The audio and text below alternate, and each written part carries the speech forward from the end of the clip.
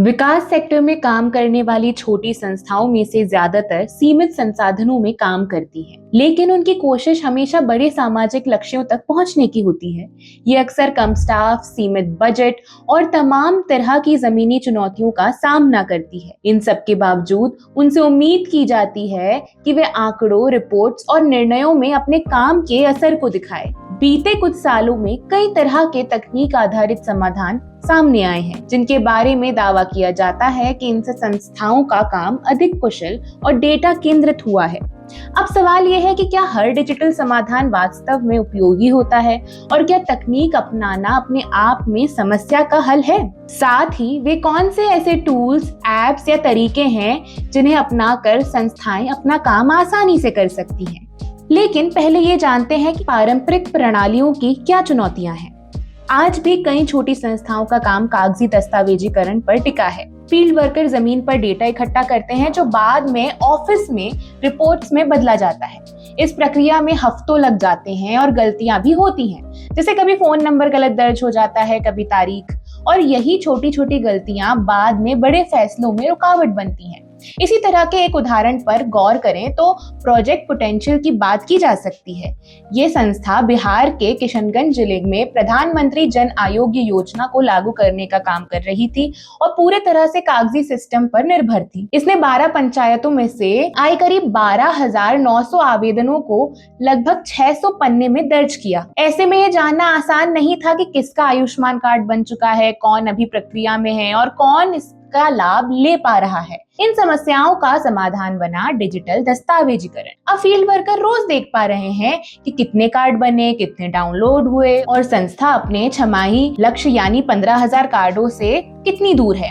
इस तरह कार्य क्षमता में 30% की बढ़ोतरी हुई और डेटा ट्रैकिंग का समय 7 दिन से घटकर 1 दिन हो गया। अब यहाँ ये भी जानना जरूरी है कि आखिर बुनियादी सुविधाओं की हकीकत क्या है। तकनीक अपनाने की राह इतनी सीधी भी नहीं होती है।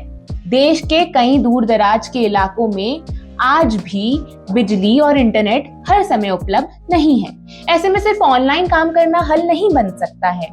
जैसे महाराष्ट्र के आदिवासी इलाकों में काम कर रही एक संस्था को ऐसे समाधान की जरूरत थी जो इंटरनेट पर निर्भर ना हो। यहीं से ये बात साफ हुई कि ऑफलाइन काम करने वाले डिजिटल टूल छोटी संस्थाओं के लिए कहीं अधिक ज्यादा व्यवहारिक हैं। अब बात की जा सकती है कि इन्हें कैसे चुना जा सकता है और डिजिटल टूल अपनाते समय हमें क्या सोचना जरूरी है। डिजिटल टूल अपनाने से पहले सबसे जरूरी सवाल ये है कि हमें वास्तव में किस समस्या का समाधान चाहिए। हर संस्था को पहले से ये समझना होगा कि उसे डेटा से किस निर्णय पर पहुंचना है। क्या डेटा एंट्री की गलतियां कम करनी है, क्या बीएमआई या दवा की मात्रा जैसी गणनाएं चाहिए, या वो जोखिम बताने वाले संकेतकों को खोज रही है। इसके साथ ही सरल भाषा, कम संसाधनों में चलने वाले इंटरफेस और न्यूनतम प्रशिक्षण भी सफल टूल की बुनियाद बनते हैं। लेकिन कई बार इसका उल्टा हो जाता है। इसलिए यहाँ पर ये समझना भी जरूरी है कि ओपन सोर्स और सहयोग की अहमियत क्या है। अक्सर संस्थाएं ऐसे सॉफ्टवेयर से जुड़ जाती हैं जो किसी एक एजेंसी या लाइसेंस पर निर्भर होते हैं। सीमित बजट वाली संस्थाएं लंबे समय तक ये नहीं कर पाती। यही ओपन सोर्स टूल एक विकल्प बनकर उभरते हैं। ये न सिर्फ किफायती होते हैं बल्कि संस्थाओं को भी अपने डेटा और सिस्टम पर नियंत्रण देते हैं। लेकिन तकनीक सिर्फ टूल का सवाल नहीं है, ये साझेदारी का भी सवाल है। संस्थाओं को अपने तकनीकी सहयोगियों से शुरुआत से ये कहना चाहिए कि हमें जटिल नहीं, सरल समाधान चाहिए। पहले सीमित फीचर्स के साथ एक काम करने वाला मॉडल बनवाना, फिर धीरे धीरे उनका विस्तार करना बेहतर होता है। जैसे अवनी टूल, ये टूल इसी सोच से विकसित हुआ है। इसे बनाते हुए फील्ड वर्करों के अनुभव, उनकी भाषा और उनकी सीमाओं को केंद्र में रखा गया। चलिए जानते हैं कि ऐसा करना क्यों जरूरी है और डेटा से निर्णय तक का सफर क्या होता है।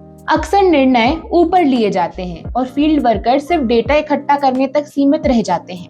लेकिन जब फील्ड वर्कर भी अपने काम का डेटा, अपनी प्रगति और असर देख पाते हैं तो जवाबदेही और ओनरशिप का भाव आता है। समान डैशबोर्ड, लगातार फीडबैक और दो तरफा संवाद ये हायरार्की को कम करता है और साझी निर्णय प्रक्रिया को मजबूत बनाता है। तकनीक और समाज का रिश्ता परस्पर है। जिन संस्थाओं के लिए डिजिटल समाधान बनाए जाते हैं वही उनके असली शिल्पकार होते हैं। चुनौती ये नहीं है कि तकनीक अपनाई जाए या नहीं, चुनौती ये है कि तकनीक को जमीनी और सरल बनाया जाए और निर्णयों के लिए एक साझी प्रक्रिया बनाई जाए। यही सोच छोटी संस्थाओं को ज्यादा मजबूत बना सकती है। आपका इस पर क्या सोचना है हमें कमेंट सेक्शन में जरूर बताएं, और अगर वीडियो आपको पसंद आया हो तो इसे सभी के साथ शेयर करें, इसे लाइक करें और हमारे YouTube चैनल को सब्सक्राइब करके बेल आइकॉन दबाना न भूलें।